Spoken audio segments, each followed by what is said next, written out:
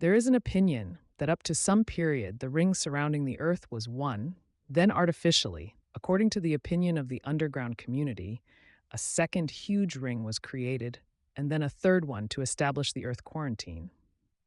Is this true? Just your scientists started to register the second level of energy, which you call radioactive ring, which is formed from the fact that solar energy, colliding with the magnetic field of the Earth, forms various vortices in space, but your spaceship passes through them quickly enough and is well protected in order not to get harmed. Of course, if you go into outer space in your spacesuit, you can get harmed, but it is safe in our spacesuit. But it turns out that these scientific data, which are published on the level of radiation of the rings, are not correct because they say that these rings are so radioactive that 10-centimeter lead passes it like paper. So they have the wrong data on radiation levels? The thing is that your spaceship, which leaves the gravitational field of the Earth with the second cosmic speed, passes through this space in a rather short time and goes out to a safe place for itself and does not have time to get harmed. Thanks for the answer. But are we being held to a lie that official science is lying about the radiation levels in the ring? Your science recognizes American spaceflight. It can't contradict itself, can it? Science says you landed on the moon, so you traveled through space. They don't say coping mechanism. The thing is that if you send an official inquiry to your journalists, government, Nuclear Physics Institute, cosmonautics, you will get an official answer with the necessary calculations. The main thing is to formulate the question correctly. It is best to formulate the question on behalf of the public, not just one person. We have a lot of spaceships disappearing, but I wonder how Roscosmos calculates the position of the spacecraft in space. Do aliens track the satellites we launch?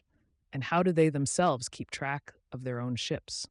To fly through interstellar systems, we do not use complex calculations. We are automatically tuned to this or that planet. The locator is the planet's magnetic field.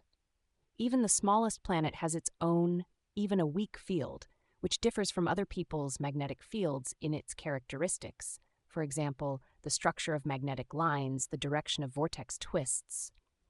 And when a pilot visits a planet for the first time, he is guided by the neighboring planets, which guide him by distances to that planet. And when he gets there, the magnetic field data is automatically recorded in his database.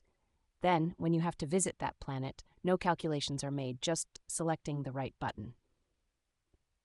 About the ships, as far as I know from the news on your solar system, which are created by those bases that are on the satellites of large gas giants, there are bases of forces of galactic security services. Really often, your ships just do not find themselves in time in that point of space where they're passing the planet. This is due to imperfections in your description of the solar system. You may not take into account some small asteroid that could collide with your ship, change its direction, and subsequently cause it to fail to hit the planet. And I believe that if there was a human being there, it would allow for more efficient exploration of the solar system. He would be able to get the ship back on the right direction.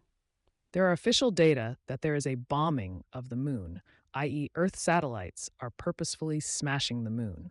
Who are they bombing? The thing is that our friends from Tashig sometimes work very bravely with contactees from the USA. They have many contactees among high military circles, and these contactees make secret reports to the government. The government doesn't always like that, and they try to find out where our secret bases are on the moon, start looking for evidence of contact. What happens if you drop a satellite there? What if you start a rumor in the media that I'm about to launch a nuclear charge there? Will the aliens come and talk me out of it? Now you can see flying dots on the moon. Is it our friends flying there? Flying in groups? You have improved telescopes and the system of observation of the moon. It works practically round the clock, but the interstellar union in these conditions also continues to work. The Interstellar Alliance has decided not to make a secret of our being on the moon. There are flights of various ships. Many civilizations are looking for contactees among you. Not only humanoids, but plasmoids are also interested in the flora and fauna of your unique planet.